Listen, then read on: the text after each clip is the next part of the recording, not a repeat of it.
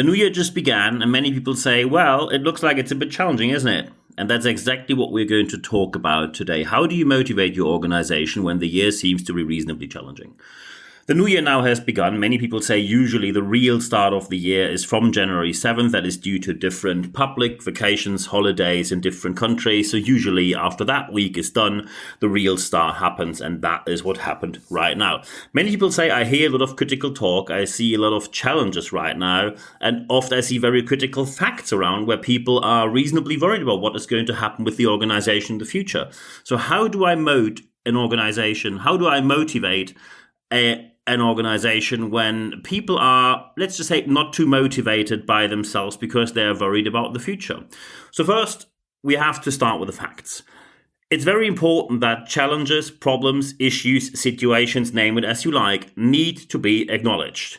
What never happened is that you do not acknowledge them and simply say, just move on. If anyone says, shut your mouth and move on, that is the most horrible advice in the history of economics. So never follow anyone who says anything like that. We are, without any doubt, in a very challenging political landscape. When you look at any end of the world, it's going challenging and more challenging every single year. This has massive consequences for the whole economy and for every organization. When you work in public service, it's exactly the same. So when you say, oh, I'm just a small handyman with my 2-people business somewhere in a very small village, even you need goods, and these goods are given to you, sold to you, delivered to you via a supply chain, which, as you have seen just recently, just tuned up the pricing in a way that you say there's less profit than it has been before, or you have to rack up the prices, which ends up with either clients buying less or being more critical about what you do or whatever else could happen with it. So you see, anyone will be affected, no exception. Even when you say public service, you have people out there who expect you to deliver on promises. Even you need resources such as electricity. And all of that is not becoming any cheaper, and it's not available on an unlimited scale. It's getting more expensive, and including climate crisis and whatnot else, this affects your work as well. Anyone is affected. We see the massive consequences throughout the whole economy, throughout public service, absolutely anywhere. There is a feeling of constant instability and ongoing change. And here we have to decide between two things. The two things I just stated. Ongoing change is a topic we talk about for years. So when you now say my organization isn't prepared for that, then this was a management and leadership mistake.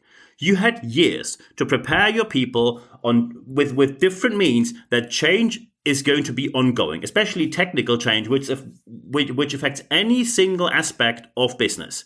So it is very important that if you haven't done so yet, please prepare your organization for an ongoing change. However, ongoing instability is hopefully temporary, although looking into the future, I do not think it is too soon that this will end, that we have this ongoing feeling of a certain level of instability. However, what you need to avoid, and when you only avoid that, you're already on a better path than many other leaders, because this episode is based on many emails which I received from people who either said, hey, look, what my organization has done, I'm very happy with this positive example, or even more, many people emailing me and saying, look at what my organization has done, I'm not very happy with that. And as usual, I will keep everything 100% confidential here. What you need to avoid is simply telling people to have positive thoughts. If you have any kind of these motivational, inspirational statements, I give you an example, someone will tell you, oh, did you know that in Chinese, the word crisis has 2 different letters? So first, they don't have letters, they have signs, but that's a different thing here. 2 different signs. One means crisis, one means chance. Every crisis has a chance for positive development. And so first, people are sick of that. Second, if you never cared about Chinese culture and suddenly you pull that out of thin air, people will say, oh, there's a bit of a nitpicking here, a bit of cherry picking, cultural cherry picking. So you like cultures as long as they serve your agenda. That, of course, is not possible. And when someone is really aware of Chinese culture and language, they will call you out on the lack of context you just gave. But that's a completely different story. Stop telling people just to move on. If anyone in today's circumstances, when something bad happens or something bad affects you, and anyone gives you the advice of just shut your mouth, don't say anything, put your head down and move on. If anyone still has that statement is actually really harming your people and your organization, both at the same time. So just moving on is never a sustainable path.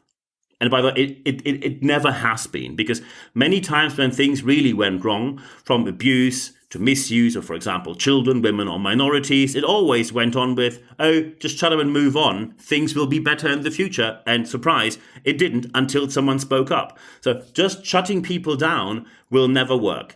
Telling people everything will be all right because it never affected you, it always worked out somehow, is also not a sustainable means of leadership. I give you an example. I could, of course, say, well, it always went well somehow. My business started when the IT bubble burst at the end of the 90s, followed by 9/11 terror attacks, followed by a banking crisis, other economical crises following. And then we had a COVID pandemic where everything was shut down for years.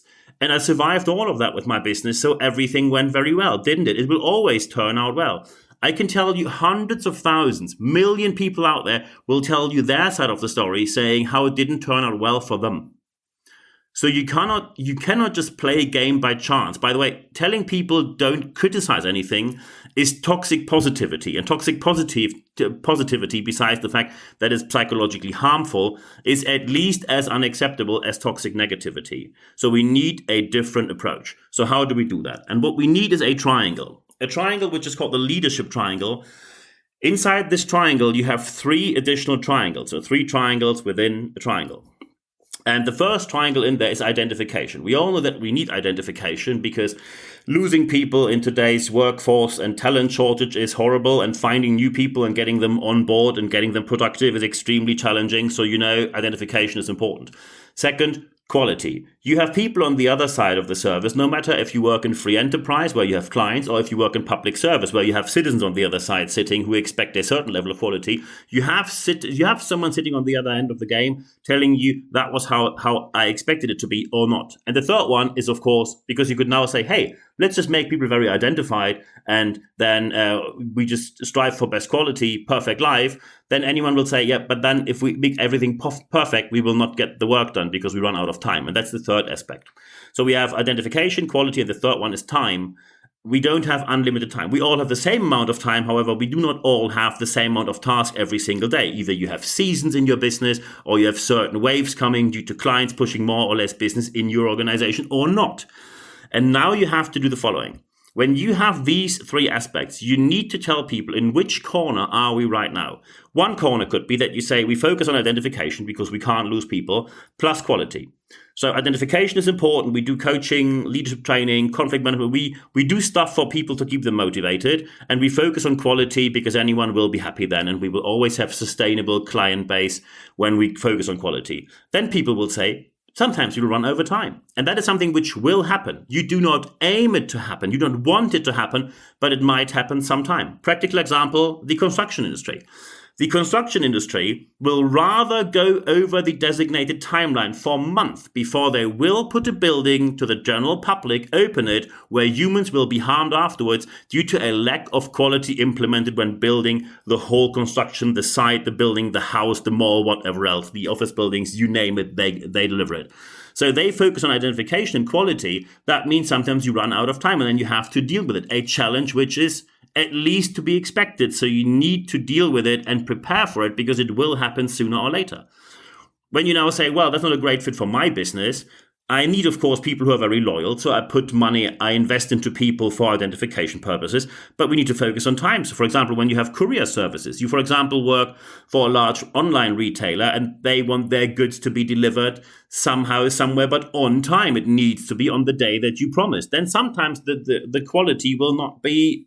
Sometimes the quality will be great or good or acceptable or somehow okay-ish, but sometimes it will miss the mark. That will happen sooner or later. Deliveries where the goods are harmed or the quality of the product isn't great or you picked the wrong one. When you focus on identification and time, quality will be the issue. And that's foreseeable, so prepare for it. If you now say, well, I want to have the best quality and the best time, so that makes clients happy. So I only focus on quality and time because happy clients are the only thing I need. Well, when you only focus on quality and time, then you will have less identification. You will lose people. And that means you have to invest horrible amounts of money into recruiting and onboarding, which will probably kill the operational margin that you have. Or when you work in public service, when you focus on quality and time, but not identification, you will have an employee turnover. And you know that especially in very complex legal issues and situations, it takes months, if not years, to onboard people properly. So here you see how, and now some people, by the way, might say, well, I think it changes during the year. Sometimes we do this, sometimes we do that. Maybe we focus on identification and time. And then maybe at the midst of the year, we go identification and quality. And at the end of the year, because we have a season and the Christmas season is get things out because we need to serve clients. We need to get things sold because when we have Christmas season on December 25th, that was it for another year. We have to get the goods out because then the slow season begins. Then you will focus on quality and time at the end of the year, lacking identification, which you will invest in beginning of the year probably again. Or when you, for example, work in the agricultural industry, and I have quite some clients including largest manufacturers, largest organizations in this industry, and they do all their identification means between October, November, it starts, and then it usually ends between February and March, because then the season begins, and that means harvest. Get the goods out there. Sell as much as you can. And that is very important that they focus on identification quality or identification and time from October, November to February, March, but quality and time in the meantime. And you will probably have the same. It is just very important that you loud and clear tell your people, where are we right now? And if it's somehow possible, tell them for how long. Tell them, hey, at the moment we can't do much for the identification thing. We can't do motivation events. We can't do any kind of parties or employee events. We just have to get our goods out. We need to make the money right now. Afterwards, we will focus on identification, and then probably some goods will be delivered a bit later because it's slow season and we have less to do anyway. So you have enough time to focus on that besides doing seminars and coachings. Tell people, where are you within that leadership triangle? Is it identification and quality? Is it identification and time, or is it quality and time? The death value of leadership is if you try to do all of the three at the same time, because then you're running around like headless chicken who try to do anything before they drop that, and then you usually leave the organization or you get fired because you didn't achieve your goals. You need to decide loud and clear. Tell people where you are. As soon as people know, hey, the next 3 months will be stressful, but then it will be more relaxed. People will be motivated by that because they know the timeline, they know the goal. So how do you implement all of that right now? Implementation. First, learn how to speak. And I don't mean chit-chat. I don't mean banter. I mean free speech, content-driven speech, focused speech. Refrain from doing motivational, inspirational, chumbawamba speeches. People are over it. They have enough. They can't hear that anymore. And by the way, it's like that for years now. The time of the motivational, inspirational speaker is over. They might have a certain very limited space during some conferences to have a nice atmosphere there, but that's a very limited spot in a very limited setting. In most organizations, no one wants to hear that their well-paid manager shows up and say, well, you might see that some of you might lose your jobs now, but many people who were in your situation created great enterprises afterwards, because 98% of the people didn't. Or 99.9% probably didn't. And people are annoyed by motivational, inspirational nonsense when the facts speak against what you just said. You need to learn how to speak. You need to learn how to do corporate speaking, public speaking, free speaking. And it's always three aspects: free speaking, content-focused speaking. And so free speaking, content-driven speaking, so proper facts, and then focused speaking. Learn it, and this is something you really can learn. I didn't learn free speaking just by sitting there and saying, oh, I think I need to somehow chat with people. No, I had professional training and coaching for years, and just get a starting point and take it from there. Learn how to freely speak in front of people. Second aspect, you need to do one-to-ones. And when managers still tell me, oh, I have so much on my table, I just don't have time for that. I have a team of 15 people. I can't do 15 one-to-one talks every 6 or 8 weeks. Well, you have to. You simply have to. You have to find the time.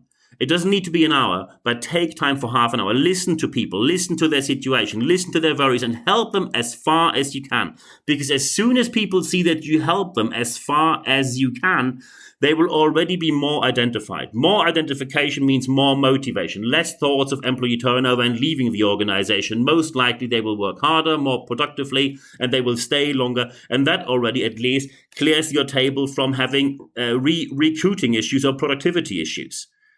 So these one-to-one talks are important, and be honest with them what the situation is, but help them as far as you can. The more people you help, the more loyal employees you will have. And the third aspect is you need to be able to let go. You have to, everything that's not meant to be on your desk, you have to delegate. And I know how hard this sounds, because sometimes people say, well, I delegated and then I had a bad experience. We all had. I had, you had, anyone had. And that happens. But the answer cannot be you do everything by yourself. Because as soon as you drop, as soon as you call in sick, everything will collapse. You need to delegate things, tell people how to do it, and then have the learning curve with them where you see until it's on that level as you expect it to be. It might take a couple of weeks, sometimes a month. But then people are able to do it by themselves. It's not only relying on you. If everything's just relying on you, it will collapse. The question is not if, the question is just when. Learn how to delegate, that you can focus on something that will happen this year. You will have conflicts and you will have crisis. Prepare for what could go wrong. I just recently talked, and that's just last week, I just recently talked to a board of directors about an obvious challenge they have with their database, and everything they do with their online shop is with that database.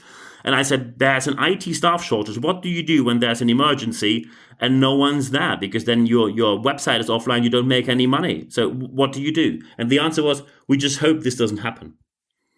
Just ignoring the issue. That is never a sustainable solution. Prepare for conflict, prepare for crisis, because crisis will arise, and then you need to be prepared. These moments of truth where people either say, hey, my leader protected the team, did everything they could to help us, or they just did grenade over the fence and ran off because they protected themselves over the team, then people will leave very quickly. The moment of truth is where you need to be prepared for. You don't know when crisis will hit this year, but it is guaranteed it will. It's either conflict or crisis or both at the same time. Be prepared. Wrapping this up, getting all that together. Conclusion. With the right approach of communication, with honest and content-focused, substantiated communication, including goals, and I mean measurable goals, very clear goals, motivation, with the means of identification, the leadership triangle we talked about, is always possible in a sustainable way. And I wish you all the best implementing that in your organization. And when you now say, whew, that sounds like a bit of work, may I have a question or two about that? Yes, of course. Feel free to contact me anytime. nb@nb-networks.com is my email address.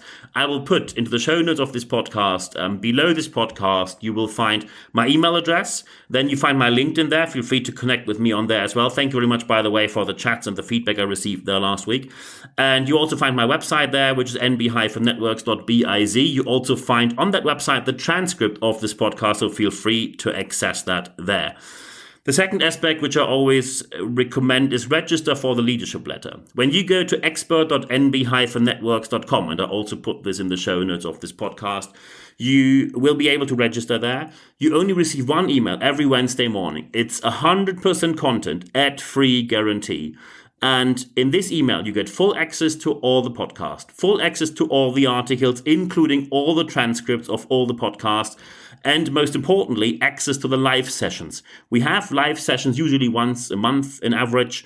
Feel free to join us online, and then we can chat about anything you like. It's basically a Q&A just online. It's always free access for everyone who is registered with a leadership letter, because we only communicate when the next leadership live session will be via the means of the leadership letter. So feel free to register there. I'm looking forward to seeing you there. The third step, however, is the most important one. Apply what you heard in this podcast, because only when you apply what you heard, you will see the positive aspects that you obviously want to see in your organization. If you need help, contact me anytime. If you need anything very specific, coaching, training, keynote, we can chat about that. But if you just have some question, want to have a chat, let's do that as well. All available at your fingertips at no cost here. I'm looking forward to hearing from you. I'm available for you 24/7. Every message you send me, I will answer within 24 hours or less. So I'm looking forward to hearing from you. And at the end of this podcast, there is only one thing left for me to say. Thank you very much for your time.